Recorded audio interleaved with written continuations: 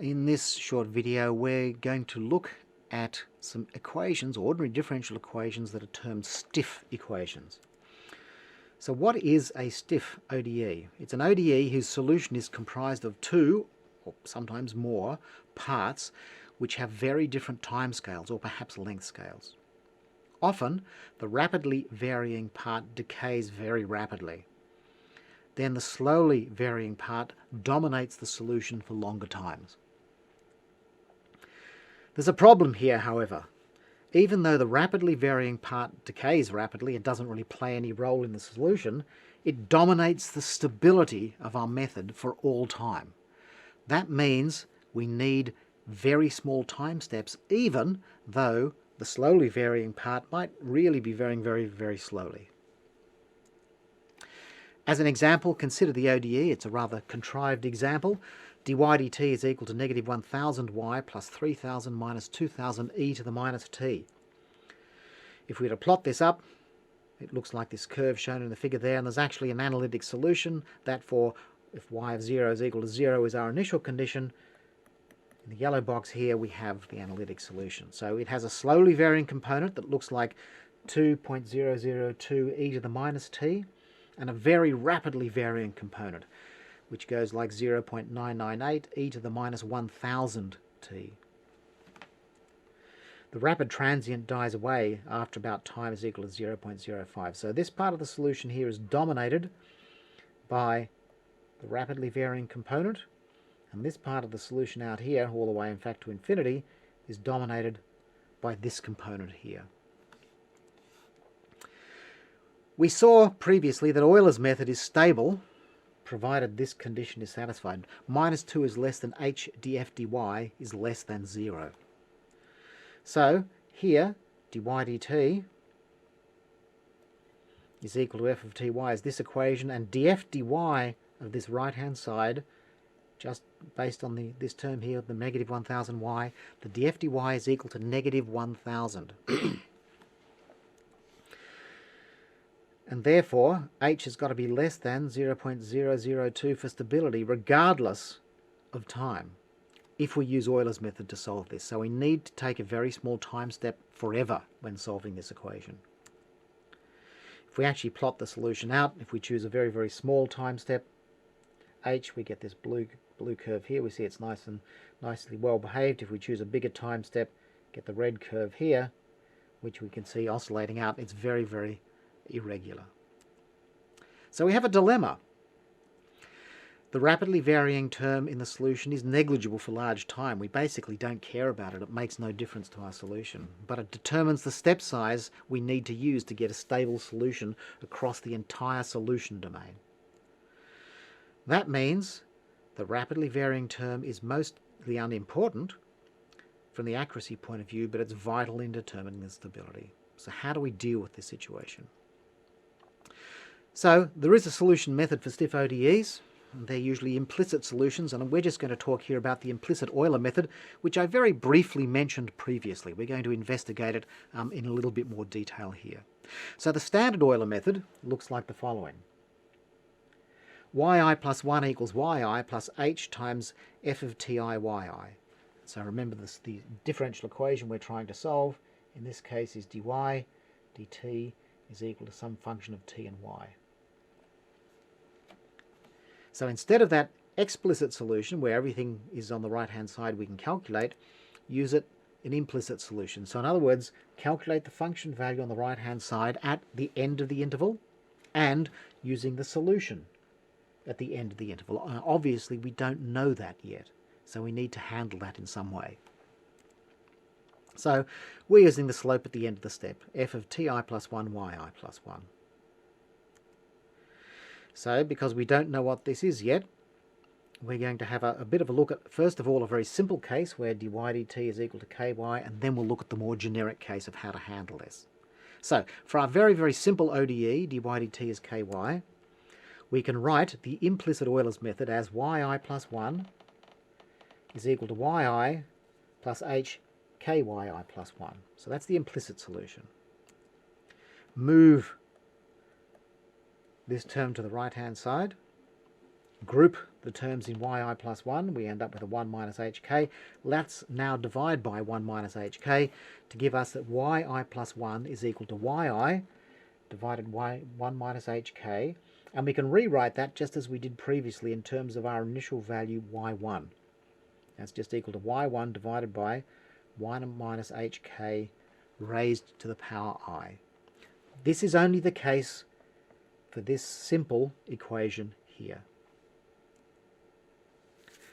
Let's go back to the same thing we did previously and write our initial value as an exact initial value plus an error. So yic is what we're going to use in our computation. Y1 is the exact value and epsilon 1 is an error that we introduce initially. What we want to know is what happens to this initial error as we go through step by step in Euler's implicit method. So we can very easily show that our calculated solution, yi plus 1, calculated is equal to y1 plus c, that's just equal to y1c there, divided by 1 minus hk to the power I. And that's just equal to yi plus 1, the value we'd calculate from the implicit Euler's method if we could apply it exactly, plus this error term. That just comes from this epsilon 1 divided by that thing there. So, for the error term to decay, in other words, for stability, we require that the magnitude of this multiplying factor, 1 on 1 minus hk, has got to be less than 1. So in other words, 1 divided by 1 minus hk, the absolute value or the magnitude of that is less than or equal to 1, or 1 minus hk has got to be greater than or equal to 1. These two things are equivalent. What this then implies, if 1 minus hk, the absolute value of that has got to be greater than or equal to 1, this implies that 1 minus hk is less than minus 1, or 1 minus hk is bigger than positive 1. So remember here we're dealing with an or. It can be one or the other. It does not have to be both. The equation on the left suggests then that hk must be bigger than 2. The expression on the right here suggests that hk must be less than 0. So we need to consider these two cases separately. So for stability we require this or that to be true.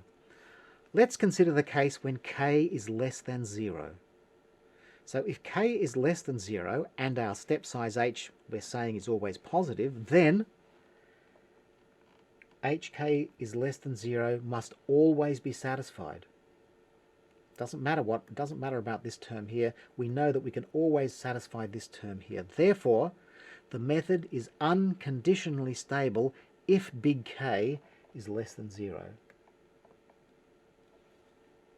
If, however, k is bigger than 0, the condition hk is less than 0 can never be satisfied for a positive step size, okay? So we can never satisfy this condition here. However, we can satisfy hk being bigger than 2.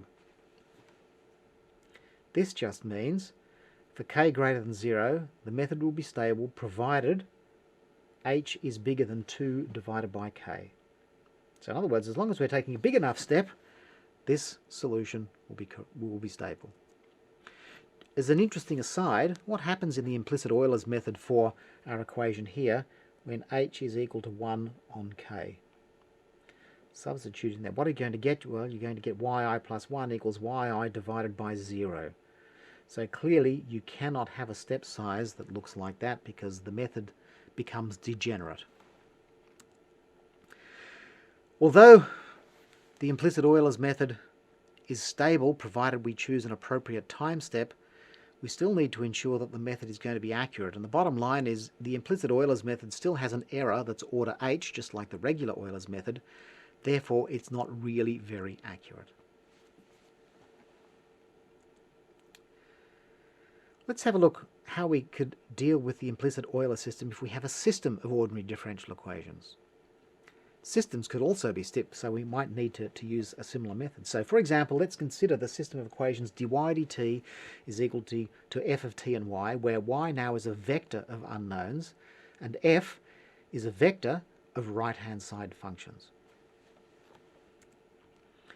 Implicit Euler differencing on this scheme here gives yn plus 1 is equal to yn plus h times the function, right-hand side function evaluated at time n plus 1 and yn plus 1. Remember, yn plus 1 we don't know.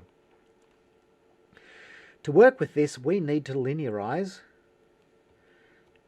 this term here in a Taylor series. The way in which we do this is we say that yn plus 1 is equal to yn plus 1 minus yn. We then substitute that into our Taylor series, and it's quite easy to show that this term here becomes this term here in the bracket. So f of tn plus 1 yn plus df dy at yn multiplied by this term here. That's the yn plus 1 minus yn. Sit down and show this for yourself. It's not hard to do. And our implicit Euler method looks like this. Now, just to be aware that this df dy term is a matrix of partial derivatives. So if we shift the unknowns to the left and keep unknowns on the right, we end up with a matrix equation that looks like 1 minus h df dy times yn plus 1 is equal to 1 minus h df dy times yn plus h times the function evaluated at tn plus 1, comma yn. Of course, there's plus higher order terms across here as well. We can invert this matrix here, multiply the entire equation by it, and we can see that yn plus 1 is equal to yn. It's just this matrix multiplied by its inverse that just gives us the identity, plus the matrix multiplied by this term here, which gives us that term there. This method is called a semi-implicit method because we've actually not done it correctly. We have some extra error terms that we've introduced. Nevertheless, it's one way of treating such systems. These kinds of semi-implicit methods are usually stable, but there are no guarantees. So that's all we're going to consider in terms of stiff equation sets. There's a number of different things that one can look at here, from numerical recipes, for example, generalizations of Runge-Kutta methods and the Bullish-Stir method. And in MATLAB, there are some inbuilt routines available especially for stiff equations, so ODE 23S, ODE 15S, and ODE 23T.